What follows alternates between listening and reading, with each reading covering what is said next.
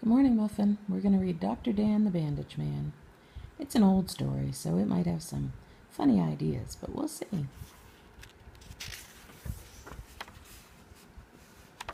Dan is a busy fellow. He's always on the go. But one day in a big backyard cowboy fight, he fell and scratched his finger on his make-believe gun. And what do you think the big cowboy did? He cried. Boo-hoo-hoo, Dan cried, and he ran in the house to his mother. I think anyone would cry, don't you? Now his mother was always glad to see Dan, but a cowboy crying? How could that be? Why, there's nothing to cry over, Mother said when she saw the bright red spot. Oh, I think even cowboys cry. Everybody cries. When they're hurt or sad. We'll wash it clean with soap and water and bandage it up, and it'll be better than new. And quick as a wink it was. Back went Dan to the cowboy fight, and all the boys gathered round to see his new clean bandage too.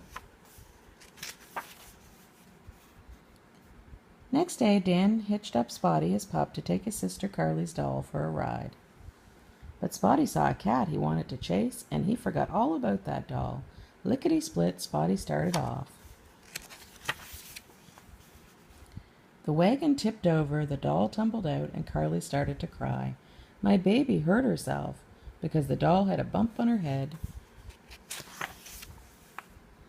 There's nothing to cry over, said Brother Dan. I know just what to do. So he led Spotty and Carly into the house, and he carried the hurt little doll himself with a rather bad bump on her head. The doll looks kind of like Sally, doesn't she? Carly, rather. We'll wash it clean, said Dan, and he did. We'll bandage it up, and he did that too. Dan opened the wrapper. He picked the bandage out and held the two stiff pieces, and zip, that bandage was on the doll's head. There, smiled Dan, she's better than new. Now, said Carly, I want one too. Are you hurt? Asked Dan. I don't know, said Carly, looking for a scratch. And sure enough, she found one. It was a very tiny scratch and rather old, but it was a scratch just the same. Dan washed it clean and bandaged it up. Thank you, said Carly. It's better than new. Woof, said Spotty, and held up his paw. Dan laughed. I guess you must want a bandage too. So he put one on Spotty's paw. Do you put bandages on dogs? Not usually, huh? Next day, Daddy was home from work. He went out to mow the lawn, and what do you think? He cut his finger on a slippery, sharp lawnmower blade.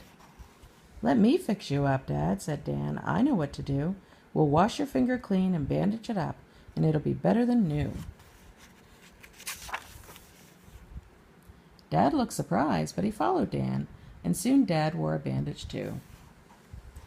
You're a handy fellow to have around, said Dad, and he shook Dan's hand. I have a new name for you. We'll call you Dr. Dan the Bandage Man, and they do to this day, so we will too. And there's everybody with their band-aids. That was a pretty good story, huh? Have a good day, Muffin. Love you.